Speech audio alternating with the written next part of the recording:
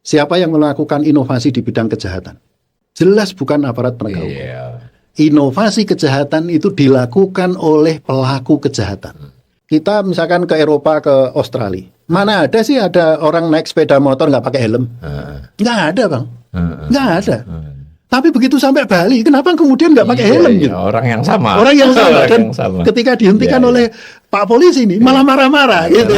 Misalkan kita bicara korupsi gitu. Di Indonesia itu dimungkinkan ada orang di OTT bisa 2 kali. Itu tuh sebenarnya memalukan. Ini termasuk serious crime Itu soalnya ya, serious korupsi crime, itu ya. iya. Ini sekali kena itu udah harusnya cacat seumur hidup itu. Harusnya tidak punya akses lagi Tidak ke situ. punya akses Lah kok lagi. ini kok ada kasus yang mana OTT bisa sampai 2 kali. Yang bersangkutan jadi pejabat publik, kena OTT, menjalani hukuman, keluar, jadi pejabat publik lagi, kena OTT lagi. Tapi berarti dia itu rasional. Loh, Si pelakunya ini. pelakunya rasional tetapi sistemnya irasional. Oh, di situ terus begitu ya. Iya, maksimumnya 1M, Mas. Iya. Jadi 1M itu mau nilep berapapun dendanya 1M. Oh, iya. Cuma masalahnya ini 1M bagi ekonom lebih nggak make sense lagi, Mas. Apa? Ketentuan ini sudah dibuat sejak tahun 99. Iya, tidak dirubah Ini sampai sekarang. ini 2025, Mas. Iya. Inflasinya berapa? Iya, Iya, betul. Iya kan?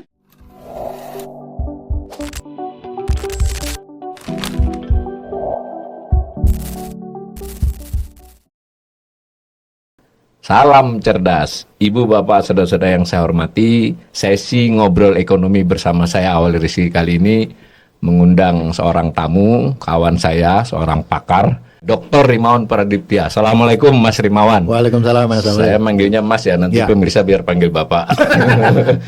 Mas saja.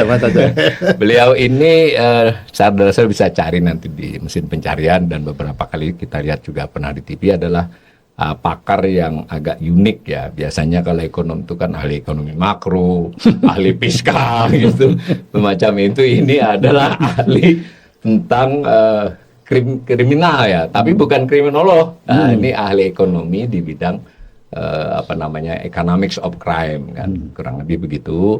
Nah, kita ingin di sesi ini ya memperoleh gambaran dari Mas Rimawan. Mas Rimawan, pemirsa kami ini ya insya Allah pemirsa yang ya sebenarnya sudah terpelajar semua, tapi untuk hal ekonomi kita makin mau mendalami. Dan ini salah satu bidang yang agak susah mencari literatur bahasa Indonesianya atau beritanya kan. Betul. Nah, karena itu kita mengundang Mas Rimawan ini. Jadi ini saya dapat beberapa potongan slide. Ini slide dari Mas Rimawan di beberapa kesempatan sudah izin beliau. Saya cuma untuk memberikan gambaran ke pemirsa. Ini salah satu slide beliau, ini menjelaskan apa itu economics of crime dalam konteks 2 sisi ya. Ini ada law, criminal justice, ada economics. Nanti biar dijelaskan. Yang kedua, ini kalau ini material dari paparan, bukan material dari economics of crime kan, tapi terhubung. Jadi kira-kira bagaimana beliau membedakan antara serious crime dengan yang other crimes, lalu dengan Indonesia kaitannya, arti pentingnya membahasnya gimana. Ada lagi, nah ini pembagian yang digambarkan di paparan beliau bahwa secara keseluruhan ada kejahatan, ada yang serius di bagian kejahatan umum, ada yang extraordinary crime, kelihatannya korupsi termasuk sini mungkin loh ya, nanti kita dengar dari beliaunya. Lalu kejahatan itu dilihat dari sisi kejahatan terhadap rumah tangga, kepada bisnis, kepada pemerintahan. Ya. Next. Nah, kurang lebih ini dari beliau semua ini. Lalu masing-masing itu ada. Nah, ini yang kita pengen tahu juga nanti kan. Proses ya bisnis. Ibarat proses bisnisnya, kebiasaan kejahatan di masing-masing itu seperti apa. Nah, lalu ini kan apakah mungkin tentu mengeliminasi, mungkin bukan menghilangkan ya, mengurangi ya, kejahatan itu apa yang bisa kita lakukan. Jadi kurang lebih kami itu pengen tahu secara gambaran umum apa itu ilmu ekonomi tentang kejahatan kan. Kalau bahasa Indonesia kan begitu ya. Apa studinya itu seperti apa sih? Terus gunanya apa kalau untuk berbangsa? Silakan Mas Rimawan, kita dapat penjelasan. Terima kasih Mas Awal, ini terima kasih ini atas undangannya ini. Langka diundang Mas Awal ya begini. Saya dulu adik kelasnya Mas Awal. Jadi law ini kan sebenarnya economics of crime itu, atau ilmu ekonomi kejahatan itu kan sebenarnya bagian dari law and economics. Jadi ini law and economics. Jadi hukum ekonomi, ilmu hukum dan ilmu ekonomi ini menyatu ya. Menyatu. Jadi kalau cara pandangnya bagaimana? Ini adalah cara pandang ilmu ekonomi terhadap fenomena-fenomena hukum. fenomena hukum. Ya, hukum itu kan bisa hukum pidana, hukum perdata, hukum internasional, macam-macam. Pertanyaannya adalah bagaimana teori ekonomi melihat fenomena ini, gitu. Ya. Nah, khusus untuk di Indonesia yang kita coba kembangkan, kalau di luar negeri itu banyak sekali analisis terkait dengan hukum perdata. Ya, tapi kalau di Indonesia, ketika saya balik ke Indonesia, saya memikirkan apa sih yang kita butuhkan gitu. Jadi kita lebih banyak fokus, kami kebetulan karena datanya lebih banyak, itu malah justru di serious crime. Oh, serious crime. Dan korupsi itu adalah bagian dari serious crime. Organized crime itu bagian dari serious crime. Serious crime. Ya, kalau extraordinary crime itu sudah nantinya masuk ke genosida dan lain sebagainya. Jadi sudah berbeda lagi. Ya. Nah, kalau kebanyakan kalau rekan-rekan yang di luar negeri kebanyakan masih di general crime ya. Theft, orang nyolong, nyuri mobil dan lain sebagainya. Itu penting juga ya. Itu penting juga gitu. Tapi kalau di Indonesia dulu, kebutuhannya kayaknya lebih ke serious crime, lebih ke organized crime. Jadi ya alhamdulillah beberapa kali diminta oleh KPK misalkan membangun metodologi menghitung tentang perhitungan biaya sosial korupsi misalkan. Juga dulu tergabung dalam Satgas 115 sebagai dengan almarhum Bang Faisal Basri waktu itu. Untuk anti illegal fishing gitu. Nah awalnya dulu saya diajak anti illegal fishing ya saya nggak paham illegal fishing kayak apa. Dulu diminta oleh Pak Mas Ahmad Santosa gitu. Terus saya bilang wah bang saya taunya korupsi bang kalau illegal fishing nggak tahu gitu. Ya udah gabung aja. Saya pikir yang namanya illegal fishing saya dulu mikirnya ini apa sih ngejar-ngejar orang ngambil ikan gitu ya. Nggak taunya musuhnya gede-gede justru di situ. Iya. Karena apa? Maksudnya adalah transnational organized crime.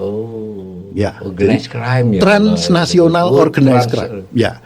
Jadi beberapa misalkan kalau ada rekan-rekan sekalian melihat ada Bu Susi baru panting terus kemudian ada di belakangnya ada kapal yang gede itu Silver Sea. Silver Sea itu 2.200 gross ton.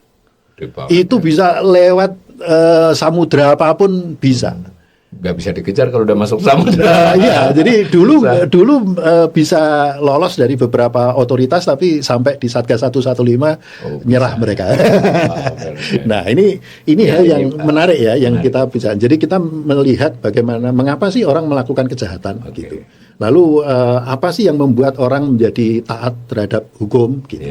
Nah itu yang analisisnya adalah seperti itu. Dua sisi ekstrim itu ya? Dua sisi ekstrim. Jadi ketika kami kan di UGM, kami sudah memiliki konsentrasi ini untuk MSc in Crime Economics. Sudah ada konsentrasinya? Sejak 2009 Mas, sebenarnya. Sejak 2009. Dan waktu itu saya masih ingat ada pertanyaan dari Profesor Zaki Baridwan ketika kami mengusulkan konsentrasi ini.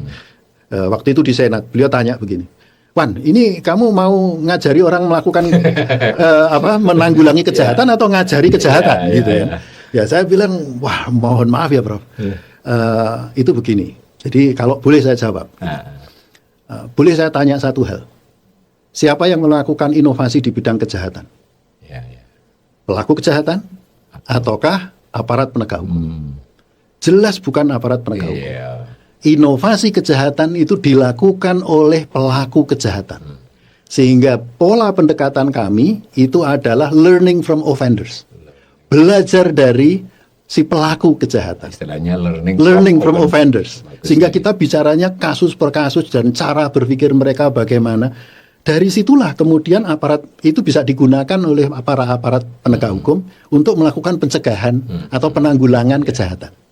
Nah ini agak berbeda sehingga kemudian ini kan ditanya loh itu kok ekonomika kejahatan berarti nanti dikasih tahu nih cara-caranya bagaimana. Bukan begitu gitu ya. Tapi kita ingin memahami mengapa orang melakukan itu dan lalu bagaimana kemudian menanggulanginya, bagaimana cara mencegahnya. Nah, jadi kuncinya tadi ilmu ini pertama pengen mempelajari mengapa orang melakukan kejahatan kan gitu yang lalu kan ada orang yang nggak melakukan kejahatan juga mengapa juga dia tidak melakukan kejahatan kan begitu.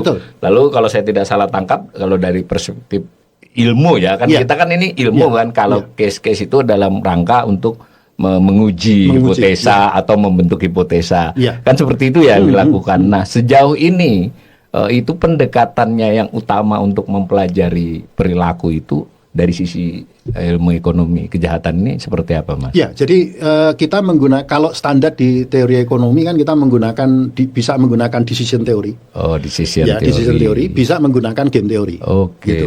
Nah, sekarang yang sudah muncul juga itu adalah menggunakan behavioral. Oh, 3 sudah. Jadi ya. sudah 3. Jadi masuk ke melihat ke behavioral. Karena kalau decision theory ataupun game theory itu lebih ke deduktif, lebih ke hitungan matematis sebenarnya. Tetapi ketika kita menggunakan behavioral approach itu kemudian melihat bagaimana perilaku-perilaku yang anomali istilahnya. Oh, bisa menyimpang juga ya. Menyimpang itu juga dimasukkan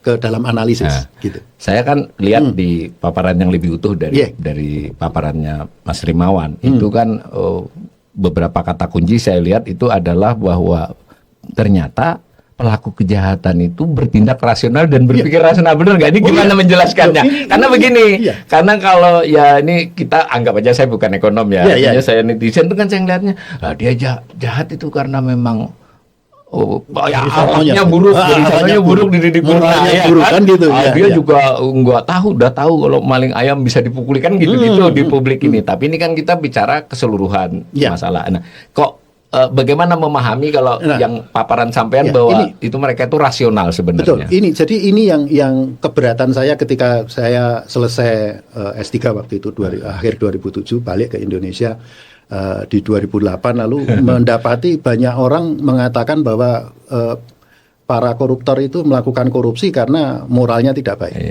Ini menarik. Jadi kayaknya seolah-olah bahkan ada yang mengatakan bahwa korupsi itu sudah menjadi membudaya. Loh, saya tanyanya begini, sebentar, saya nggak sepakat dengan itu. Oke. Kenapa? Loh, kalau moralitas orang Indonesia dikatakan buruk, ada konsekuensinya berat. Apa itu? Setiap ada orang Indonesia di luar negeri pasti dikejar-kejar polisi. Loh, iya tahu moralnya buruk kok, kan gitu kan? Ngakui lagi. Loh kan kan? Apalagi ketika dikatakan, oh ini moralitasnya buruk. Loh, berarti dimanapun ada orang Indonesia di luar negeri harusnya dikejar polisi dong. Faktanya nggak seperti itu. Saya ada rekan tuh namanya Mas Yanuar Nugroho itu pernah menjadi dosen teladan di Inggris. Kok gimana? Orang Indonesia gitu kan. Banyak juga orang Indonesia yang lain itu yang menjadi champion di negara-negara itu gitu. Dan orang Indonesia kalau pekerja Indonesia itu disenangi ya kalau di luar negeri. Kenapa? Kerja keras, kita nggak pernah komplain. Murah senyum kan gitu kan. Loh kok bisa kemudian disuruh-suruh. Tapi kan pertanyaannya kenapa kemudian kalau orang yang menarik itu kan begini. Kenapa sih kalau kita di luar negeri kita taat hukum, begitu sampai di Indonesia itu kok banyak melakukan pelanggaran. Nah, yang simpelnya saya berikan gambaran seperti ini. Oke. Mari kita lihat ada 2 tempat yang menarik. Satu tempat itu adalah Cengkareng, yang kedua adalah Changi. Mari kita lihat perilaku orang di Cengkareng dengan perilaku orang di Changi Airport. Begitu orang itu ada di Cengkareng, ya banyak orang kadang buang sampah masih sembarangan, ngerokok di sembarang tempat, ya macam-macam bisa dilakukan. Tapi pertanyaan saya adalah orang yang sama terbang dalam waktu 2 jam, begitu sampai ke bandara Changi Airport, kenapa menjadi law abiding citizen? Benar ini pertanyaan bagus ini. Pertanyaannya kan begitu kan? Atau kita balik deh sekarang. Kenapa kalau ada, kan begini, kita misalkan ke Eropa, ke Australia, mana ada sih ada orang naik sepeda motor nggak pakai helm? Nggak ada bang, nggak ada. Tapi begitu sampai Bali, kenapa kemudian nggak pakai helm? Gitu? Orang yang sama. Dan ketika dihentikan oleh Pak Polisi ini malah marah-marah gitu. Kenapa seperti itu? Jadi intinya adalah ini bukan masalah moralitas, menurut saya. Ini adalah sistem. Sistem yang membentuk apakah kemudian kita akan berperilaku rasional atau tidak. Gitu. Nah, kalau kita ada di negara yang dengan sistem kelembagaannya yang bagus, ya kecenderungannya orang akan taat terhadap hukum. Gitu. Tapi kalau ini kemudian dilepaskan, tidak dijaga kelembagaannya, apa yang terjadi? Pelanggaran hukumnya pasti akan banyak. Ya, berarti kalau saya tidak salah tangkap, rasional itu kan artinya menyangkut insentif dorongan untuk melakukan Exact. sesuatu atau insentif untuk tidak Untuk tidak melakukan melakukan sesuatu sesuatu. ya. Ya, ya. Coba diberi gambaran Ya, kenapa jadi- di Indonesia masih kurang kuat itu. Jadi ini kan sebenarnya masuk ke dalam salah satu prinsip ilmu ekonomi ya, dalam pengambilan keputusan. Individual behavior is sensitive towards incentive. Wow. Perilaku individu itu sensitif terhadap insentif. Oh, Insentifnya kita ubah, perilakunya akan berubah. oke. Ya. Nah, kenapa di negara-negara maju itu orang tuh enggan melakukan tindak kejahatan atau tindak kejahatannya kecil? Karena sekali orang melakukan tindak kejahatan itu rentetannya panjang, Pak. Datanya dia itu akan ada di data kepolisian misalkan. Dan data kepolisian ini akan disebar kemana-mana. Dan kemudian apakah mudah bagi dia untuk mencari pekerjaan? Tidak. Tidak. Sampai segitu. Sampai segitu. Iya, bahkan ada ketentuan di beberapa negara-negara OECD misalkan untuk menjadi pekerja yang langsung bekerja langsung dengan anak-anak misalkan ya. Itu tidak boleh namanya ada di Sexual Offenders Database. Begitu namanya ada di situ, nggak akan mungkin bisa bekerja dengan anak-anak. Maksudnya bekerja dengan anak-anak itu siapa? Apakah harus guru? Tidak. Menjadi apa namanya? Orang Jawa mengatakan Pak Bon itu apa pekerja apa namanya penjaga sekolah itu. Iya, iya. Itu adalah bagian Oh, pekerja sekolah Pak, penjaga sekolah Pak. penjaga sekolah. Ya, ya. Itu sudah harus masuk dicek di sana. Ya, ya. Punya catatan itu enggak? Oke, oke. Pertanyaannya, Ya. kita punya sistem seperti itu enggak? Dan Ini. itu tadi bisa dipelajari kan Bisa dengan dipelajari. ilmu ini Ya. ya toh. Ya. Artinya kita tidak ingin juga mengatakan negara lain selalu lebih baik dari kita di Enggak, semua hal, enggak. tapi ini kan begitu ya kita Ya. lihat aspek-aspek itu. Nah, bisa nggak kita diberi contoh ini bahwa studi kan ini kan karena Ya. ilmu ekonomi kan pasti ada studi-studinya baik teori-teori tadi pasti ada dasar Ya. empirisnya. Jadi kita dikasih contoh-contoh studi perilaku apa atau bagaimana terkait dengan ini. Nah, Contoh. ini yang salah contoh yang biasa. Ya, salah satu yang menarik yaitu adalah mereka melihat tentang apa yang disebut dengan sentencing option. Jadi opsi-opsi atau pilihan-pilihan terkait dengan penghukuman. Oke. Ya, jadi misalkan kalau orang itu dipenjara gitu, dibandingkan dengan orang itu didenda, Mm-mm. atau bahkan dikatakan orang itu tetap dinyatakan bersalah tetapi dia dilepas, Mm-mm. rilis gitu ya. Iya. Itu reoffending behavior-nya bagaimana? Nah, ini ada, Pak. Ada Pola-pola kayak begini ada. Ada studinya. Ya? Ada studinya. Bahkan yang lebih menarik itu yang terjadi di Amerika. Bahkan mereka pernah melakukan itu orangnya di sidang. Tapi ini khusus untuk yang melakukan hukuman apa namanya hanya pencurian Ya, begitu ya. Kejahatan begitu. Lalu kemudian hukumannya itu diminta untuk ngambil apa namanya random. Oh, random. Iya, jadi apakah dia kena penjara 3 bulan, ataukah dia diminta bayar denda, atau dia release and discharge, meskipun dia tetap dinyatakan bersalah. Ada catatannya. Ya, catatan. Kemudian dilihat lagi 2 tahun kemudian reoffending behavior-nya bagaimana. Malah ada yang kayak begitu. Ya. Ya. Meskipun di Eropa nggak diperkenankan seperti itu. Itu kayak dijadikan kelinci dong. Karena kalau di Eropa itu dikatakan melanggar HAM dan lain sebagainya. Ya. Jadi hasilnya itu lalu distudi ya. Ya, ada studinya. Ya. Dari berbagai studi secara umum tentu saja. Itu yang lebih mendorong orang untuk melakukan kejahatan itu apa kira-kira? Ya, orang melakukan tindak kejahatan karena benefit atau expected apa namanya asa untuk melakukan asa manfaat melakukan kejahatan itu lebih tinggi daripada asa biayanya. Biayanya ya. Jadi ketika itu yang terjadi, orang itu berpikir Bang sebenarnya. Orang melakukan tindak kejahatan itu, kalau saya melakukan kejahatan nih, ini berapa nih kira-kira nanti kemungkinan saya tertangkap kan gitu ya, hukumannya seperti apa gitu ya. Lalu saya dapatnya apa? Orang berpikir itu. Ini buat pemirsa ilmu ekonomi ini memang unik. Dari itu tidak hanya di field ini, tidak hanya di studi ini, memang jangan nanti dibantah oleh netizen. Masa dia berpikir? Jadi yang dimaksud dengan berpikir itu kan holistik. Dia tidak mungkin rinci begitu. Tetapi seandainya ditanyain, dia sebenarnya punya pikiran itu. Tapi pasti pertimbangannya kan seketika tuh tak gitu ya. Nah, jadi kalau menurut studi yang di Mas Rimawan dan para ahli seperti ini sudah jelas kejahatan itu ada pertimbangan rasional. Ada pertimbangan rasional. Ya tentu ada pengecualian ya, orang mungkin Ya. yang paranoid itu jangan dihitung. Ini kan Ya. secara umum ya. Ya. Yang kedua, dia juga menghitung tuh risikonya kan. Risikonya. Nah, salah satu risiko itu kan ketangkap, dihukum, dan tadi sudah ada uji cobanya. Ya. Terus berarti kan studi ini juga mencangkup soal rekomendasi kan jadinya toh. Iya. Rekomendasi yang seperti apa seperti itu kan ada toh mestinya. Ada. Sampai sedetil apa sih studi ini? Misal begini, ini saya karena belum pernah baca banyak dalam hal ini. Tadi kan Mas Rimawan membedakan tuh secara umum disebut crime. Gitu.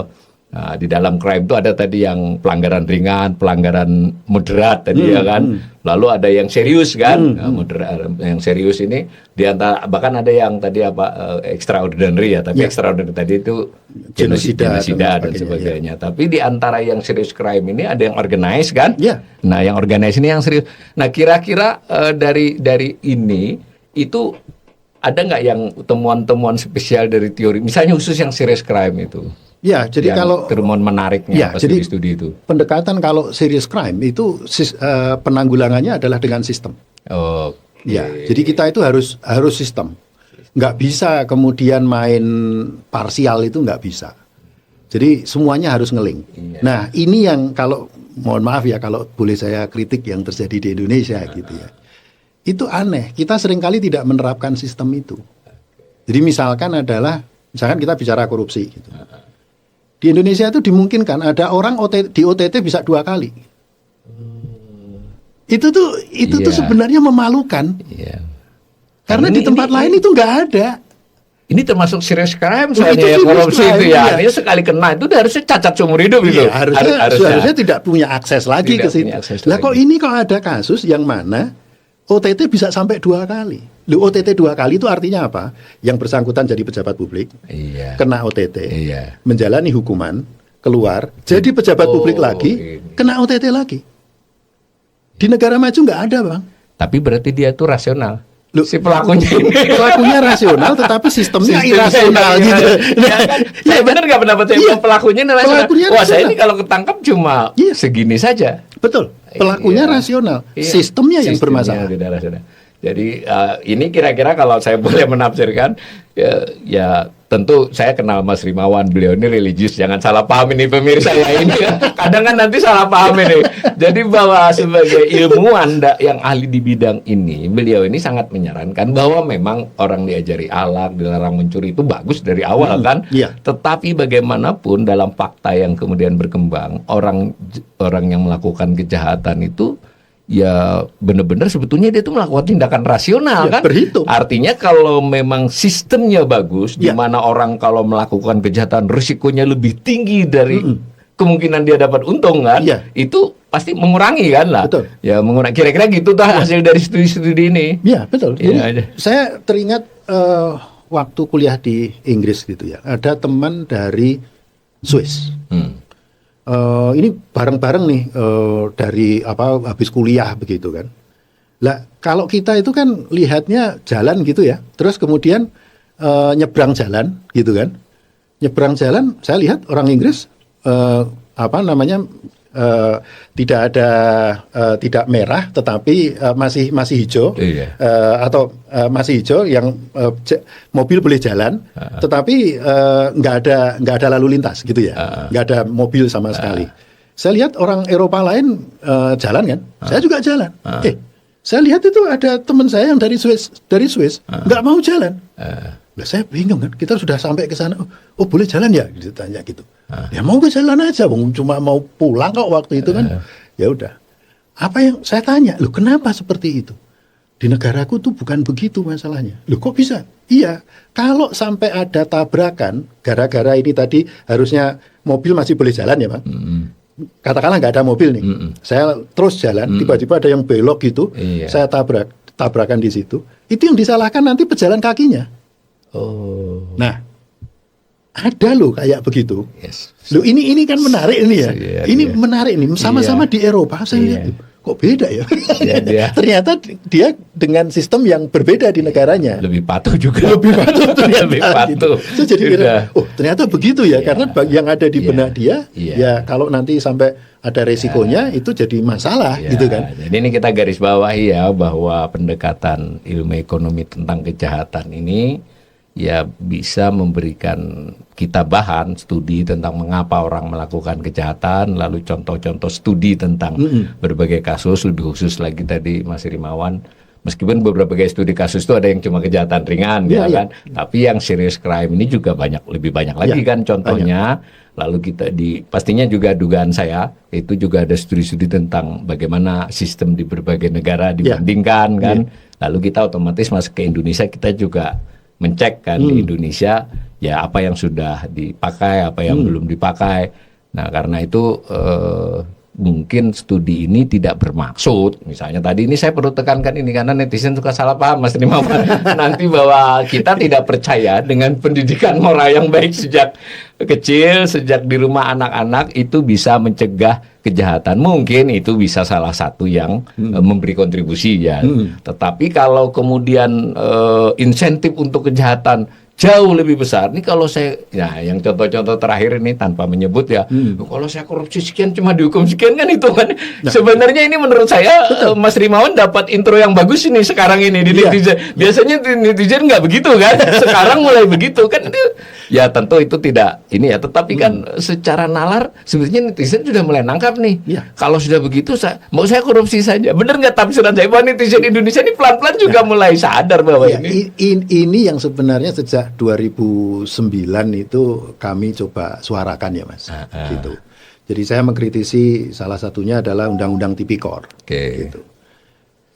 Bagi ekonom itu it doesn't make any sense, Undang-Undang Tipikor. Mohon maaf nih, mana nih yang nggak make sense itu yang mana gitu. Jadi saya selalu pertanyakan begini, ini ada orang melakukan tindak pidana korupsi, denda itu maksimum cuma 1 M. Oh, di situ terus begitu ya? Iya, maksimumnya 1 M, Mas. Iya. Jadi 1 M itu mau nilep berapapun dendanya 1 M. Oh iya.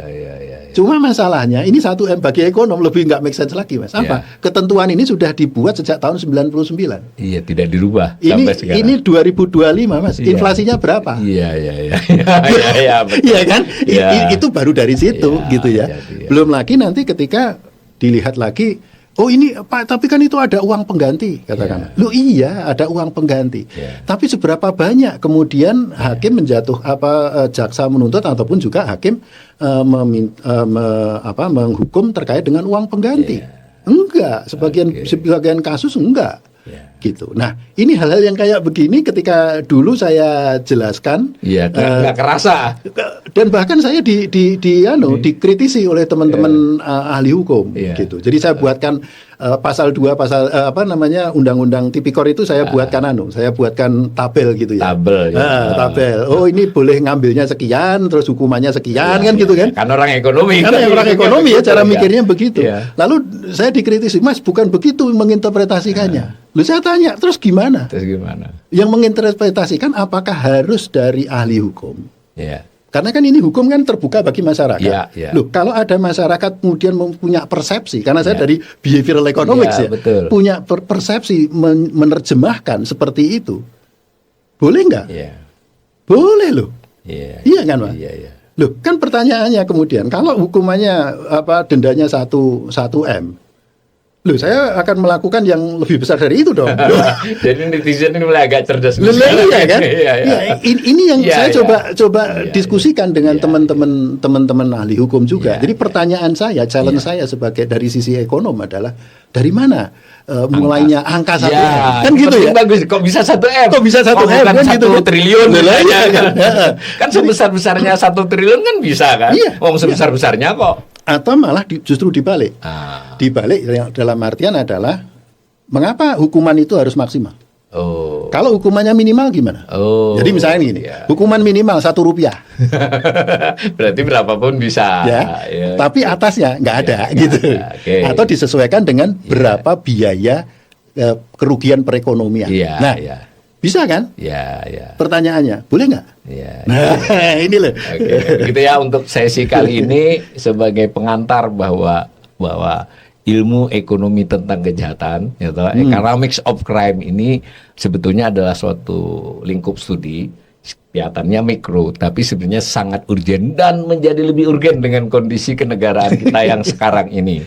Jadi saya mewakili Mas Rimawan ini, coba anak-anak ibu bapak yang sangat cerdas, mari mengambil studi di salah satunya di UGM S2 tapi itu ya Mas ya. Sekarang S1 diajarkan juga. Nah S1 sudah diajarkan Sudah juga diajarkan. dan terlebih dari itu juga kita sebagai netizen yang suka belajar tidak ada salahnya mulai melihat-lihat karena mudah ya sekarang di jadi Google kita. sejak semester kemarin kami tawarkan, semester ini ada lagi.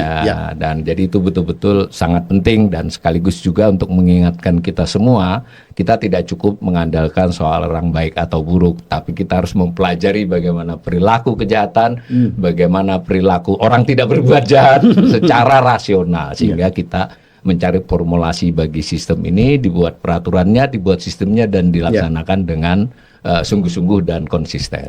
Terima kasih.